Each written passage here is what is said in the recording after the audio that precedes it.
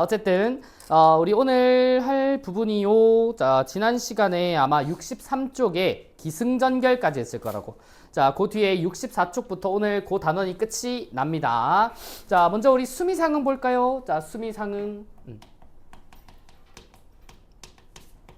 자, 지금 여기 용어로는 수미상응이라고 해놨는데, 자, 우리가 잘 알고 있는 자, 수미상관이 수미상응이랑 자, 똑같은 용어라고 보시면 돼요.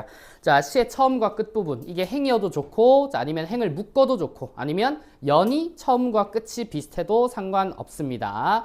자, 어쨌든 이 수미상관 같은 경우는 무조건 똑같을 필요는 없고요. 자, 어떤 식구나 시행의 반복이 핵심이고, 자, 이 반복에 조금의 변주는 들어가 있어도 상관이 없다라고 얘기를 해. 자, 그리고 이 수미상응의 네 가지 효과. 자, 지금 그 교재는 줄글로 풀어져 있기 때문에 자, 우리 네 가지 효과를 따로 좀 적어 봅시다. 자, 가장 먼저 자, 반복이라고 하는 표현 방식이니까 자, 기본적으로 운율을 형성한다라고 하는 건 기본적인 효과 되겠지, 그지? 자, 그다음 두 번째, 반복을 하는 건 항상 따라오는 게 자, 어떠한 의미, 자, 의도, 자, 이런 것들의 강조는 당연히 따라온다는 거. 자, 그 다음 세 번째부터는 수미상관만의 특징이기도 한데, 처음과 끝을 안정감 있게 반복을 해주다 보니까, 자, 요걸 이렇게 적을까요? 자, 구조적인, 자, 안정감 또는 뭐 형태적인 안정감을 준다라고 얘기를 하고, 자, 이걸 뭐 통일성을 준다라고 얘기를 하기도 합니다. 자, 그 다음 네 번째. 자, 시의 시작으로서 마무리를 하기 때문에, 자, 아직 이 시의 정서가 끝나지 않은 것 같은 자, 여운을 형성할 수 있다. 자, 제가 수미상관 나오면 항상 이 네 가지는 꼭 적어 드리거든요. 자, 그러면 실제로 요 시에서 어떻게 형상화가 돼 있는지 한번 보자. 자, 유명한 시가 두 개 나오는데, 김소월의 이제 첫 번째 나오는 산유화. 우리 요거 배운 적 있는 시입니다. 자, 이 산유화를 가지고 예를 들 건데, 자, 요 시가 총 한 4연 정도 될 겁니다. 자, 지금 여기 중략이 있기는 한데, 가장 첫 번째 연이랑 가장 마지막 연을 지금 나타낸 거예요. 자, 봐봐. 자, 산에는 꽃 피네, 꽃이 피네, 갈 봄 여름 없이 꽃이 피네. 자, 그 다음 밑에 산에는 꽃 지네, 꽃이 지네, 갈 봄 여름 없이 꽃이 지네. 자, 구절은 거의 다 똑같긴 한데, 자, 이 피네라고 하는 말을 뭐로 바꿨을 뿐이야. 지네라고 하는 말로 자, 변주를 시켜놨을 뿐이긴 하나, 자, 시의 전반적인 구조는 다 똑같기 때문에 요 정도로도 자, 우리는 수미상관이라고 얘기를 하겠죠. 자, 그러면 굳이 자, 피네로, 지네로 이렇게 시어를 바꿔놓은 이유는 자, 이 산에 꽃이 피고 진다라고 하는 자, 적어줄까요? 자, 자연의 순환적인 의미를 강조하기 위해서. 그러면은 자, 반복이니까 운율 형성 의미를 강조한다. 자, 구조적 안정감이나 여운 형성까지 자, 어느 정도 잘 볼 수 있는 구절들이라고 보시면 돼요. 자, 이게 수미상관이고요. 자, 다음 두 번째, 자, 이거 엄청 많이 보는 건데, 자, 시상의 전환이라고 하는 친구. 자, 내가 항상 그랬지. 이거 여러 번 물어봐는 것 같아. 자, 저번에는 아마 내 기억에는 예건이가 대답을 잘 해줬을 거고. 자, 오늘은 준성이가. 시상이 뭐라 했죠, 제가? 시의 전체적, 시의 사상, 네 머릿속으로 떠오르는 것만 계속 얘기하지 말고 시의 전체적인 분위기라고 내가 얘기를 했잖아. 분위기. 자, 적어. 이게 머릿속에 없으면 끊임없이 적으면 돼. 자, 시의 전반적인 분위기를 전환시켜준다라고 하는 건 분위기나 어조가 바뀐다는 말이랑 똑같은 거야. 자, 그래서 이 시상의 전환은 대개 어조의 변화까지 같이 가는 경우도 굉장히 많아요. 자, 어쨌든 분위기 아니면 자, 시의 흐름이 한번 바뀐다라고 하는데, 자, 요것에 표지가 있는 경우도 있고 없는 경우도 있습니다. 자, 그럼 여기 이제 예이라고 하는 제목이 되게 길어요. 바라건대는 우리에게 우리의 보습될 땅이 있었다면이라고 하는 요 시인데, 자, 보습데일이라고 하는 말을 쉽게 말하면 이제 일종의 농사질이라고 하는 자, 그런 표현으로 보면 바라건대 우리에게 우리의 농사질 땅이 있었다면, 그러면은 땅이 있었으면 좋겠다라고 하니까 지금 현재는 자, 우리에게 땅이 없다는 소리죠. 그죠? 자, 요 시가 김소월의 시고, 김소월이 일제강점기 사람이라는 걸 근거로 잡았을 때, 자, 땅이 없다라고 하는 거는 자, 지금 현재 일제의 수탈을 받고 있는 상황에서 자, 농사질 땅이 있었으면 좋겠다라고 하는 거는 자, 일종의 자, 광복을 희망하고 소망하더라라고 하는 내용으로 볼 수 있겠지. 자, 요거는 이제 주제적인 부분이고요. 자, 이 내용들이 전환이 어디서 될까? 한번 봐봐. 자, 나는 꿈꾸었노라. 자, 동무들과 내가 가지런히 뻘가에 하루 일을 다 마치고 석양의 마을로 돌아오는 꿈을 즐거이 꿈 가운데라고 얘기를 합니다. 자, 여기 즐거이 꿈 가운데 밑줄. 자, 시의 초반부에서는 자, 즐거이 꿈이라고 하니까 즐거운 꿈을 꾸고 있다. 굉장히 밝은 분위기가 이어지다가 자, 그 사이에 표지 하나가 있어요. 자, 그 사이에 그러나의 세모 한번 쳐봐. 자, 그러나의 세모 한번 치면 보통 이제 시상 전환의 표지로 쓰이죠. 자, 그 뒤에 밑줄 집 잃은 내 몸이여. 자, 집을 잃은 내 몸이다 라고 하는 거는 자, 이전까지는 즐겁게 내가 꿈을 꿨는데 지금 현재는 일제히 수탈 때문에 집도 빼앗기고 자, 내쫓긴 요런 신세더라 라고 하는 거야. 자, 그러면은 여기 긍정적인 분위기와 부정적인 분위기를 자, 전환시켜 준 거지. 어떤 표지가? 이 그러나라고 하는 전환 표지가요. 자, 근데 요 시는 또 특이하게 여기서 다시 한 번 더 자, 또 나와. 자, 아래로 가면은 그러나 보세요. 자, 여기 그러나에도 자, 다시 한 번 더 세모 쳐주면 자, 그러나 뒤를 봐.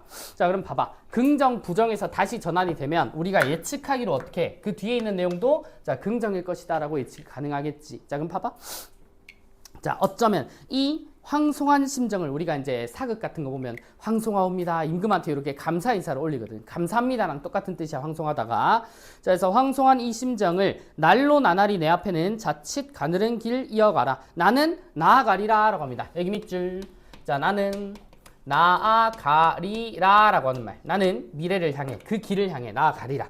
자, 일종의 이 리가 의지를 뜻하는 표현이거든. 그럼 요 사람은 뭐다? 자, 미래에 내가 이제 조국의 광복을 이룰 것이다라고 하는 자, 그런 의지를 이어가겠다라고 하는 내용이니까 자, 긍정적 분위기가 다시금 자, 이렇게 이어진다라고 보시면 되겠죠, 그죠? 자, 이렇게 분위기를 바꿔주는 표지가 그러나 하지만 등으로 있는 경우도 있고, 자, 그게 없이 그냥 뭐 연으로 구분을 한다든지 아니면 너네들이 내용을 좀 끊어 읽어야 되는 그런 추론형도 있습니다. 자, 지금 우리가 소개해 줄 시는 요렇게 자, 한 편이 있고요. 자, 그다음 우리 65쪽으로 넘어가 보면 자, 유사 구조의 반복이다 라고 나오지. 자, 요거 옆에다가 자, 대꾸법이라고 적어야죠. 자, 유사한 구절을 반복시켜서 운율을 형성하고 자, 의미를 강조하는 방식. 자, 다른 말로 뭐 통사구조의 반복이라고도 얘기를 하는데 자, 집생각이라고 하는 시가 있네요. 자, 여기 시를 보면 산에나 올라서서 바다를 보라. 사면백열리 창파 중에 객선만 둥둥 떠나간다. 자, 명산대찰이 그 어디매냐. 향한 향탑 대그릇에 석양이 산머리 넘어가고 사면의 백열리 물소리라. 자, 들에나 내려오면 치어다 보라. 해님과 달님이 넘나든 고개 구름만 첩첩 떠돌아간다. 자, 여기 산에나 처음에 사행 있지. 자, 처음에 사행을 이렇게 묶어주시고 자, 마지막에 나오는 또 이제 사행 있죠. 맨 밑에 있는 사행. 자, 요 둘이 지금 문장 구조가 비슷하거든. 자, 어떻게 볼까 하면 자, 산에나 올라서서 들에나 내려오면 올라가고 내려간다가 조금 바뀌긴 했지만 자, 어떠한 공간으로 올라가고 어떠한 공간으로 내려간다라고 하는 의미 구조가 똑같고 자, 그다음 바다를 보아라 치어라 보라. 자, 보라라고 하는 명령형이 똑같잖아. 그치? 자, 그리고 세 번째 행을 보면은 자, 사면의 백열리 창파 중에 해님과 달님이 넘나든 고개. 자, 창파 중에도 그렇고 자, 나머지 자, 위에 있는 곳도 그렇고 공간을 자, 또 따로 묘사를 해놓고 마지막에는 어때요? 자, 객선만 둥둥 떠나간다. 구름만 첩첩 떠돌아간다. 자, 무언가가 자, 떠다닌다. 자, 무언가가 자, 떠다닌다라고 하는 이런 의미 구조가 똑같단 말이야. 자, 그래서 안에 있는 시어들은 완전히 이제 또 다르긴 하지만 자, 대꾸법도 아까 우리 수미상응처럼 변주를 사용하는 건 가능해요. 자, 그렇기 때문에 공간이 올라가고 내려가냐. 보라. 그리고 공간을 나타내고 마지막 그 공간에 있는 무언가가 떠다닌다라고 하는 구조까지. 자, 요걸 일종의 통사 구조의 반복이라고 잡으시면 된다고요. 자, 요게 대꾸법이다라고 할 거고. 자, 그다음 우리 아래로 내려가면은 자, 대상의 열거가 나오는데 자, 표현 방식으로는 자, 적어주세요. 열거법이라고 얘기를 하지. 자, 열거법은 어떤 대상에 자, 적어주세요. 자, 대상의 나열로서 완성이 되는 친구인데 자, 여기서 중요한 건 이 대상을 나열할 때 자, 어떤 대상이 있고 어떤 대상이 있고 어떤 대상이 있는데 자, 요 대상 간의 의미는 항상 동일한 것을 나열을 해놔야 돼. 자, 그래서 우리 열거법 시를 한번 볼까요? 자, 항상 이제 별에는 밤이 나오는 것 같아. 자, 윤동주의 자, 별을 새는 자, 밤이다라고 하는 시인데 자, 요 윤동주가 지금 가족들이랑 친구들이랑 멀리 떨어져 와 있단 말이야. 자, 그런 상황에서 하늘의 별을 보면서 자, 내가 떨어져 있는 자, 고향에 있는 대상들을 자, 떠올리는 장면이야. 자, 그러면 화자 입장에서는 지금 같이 있지 않은 상황이니까 이 대상들에 대해서 느낄 수 있는 정서는 그리움 정도가 될 거라고.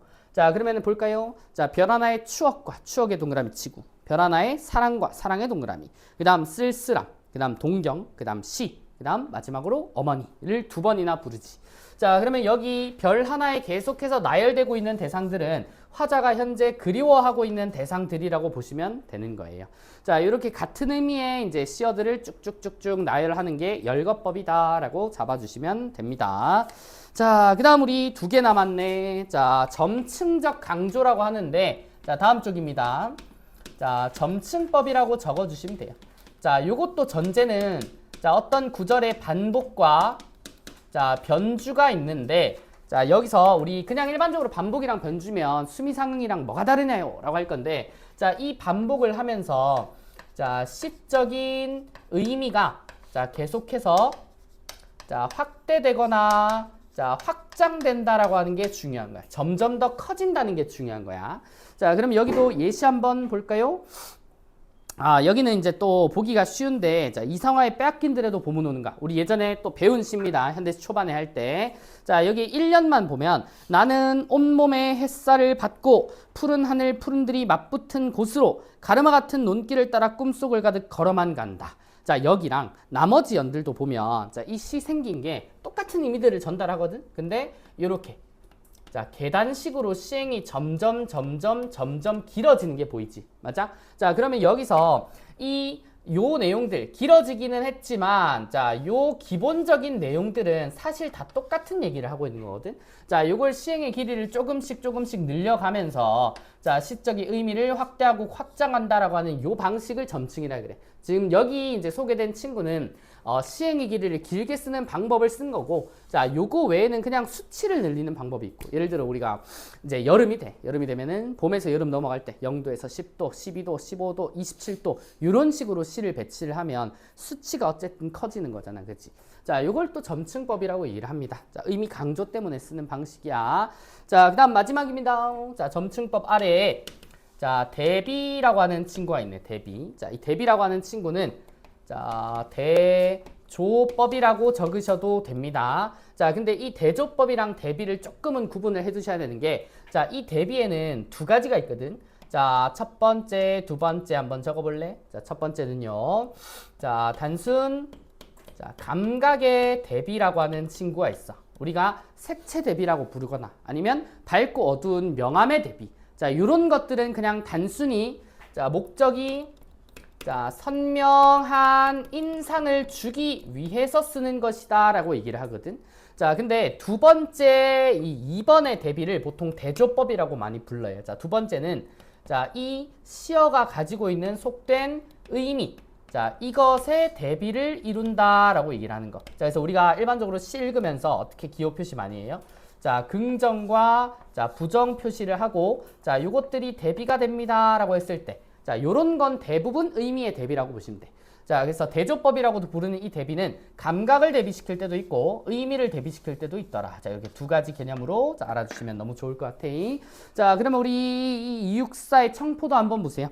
자, 하늘 밑 푸른 바다가 가슴을 열고 흰 돛담배가 곱게 밀려서 오면 의미가 대비되는 게 아니야. 여기 보면은 자, 푸른 바다는 푸른색, 흰 돛담배는 흰색. 자, 이걸 감각의 대비라고 부르는 거야. 그 중에서도 색채 대비가 되겠죠. 그죠?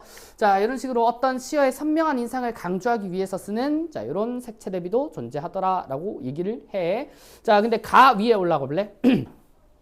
자, 밑에 있는 시는 색채 대비였는데, 자, 위에 있는 시는 의미의 대비입니다. 자, 볼래?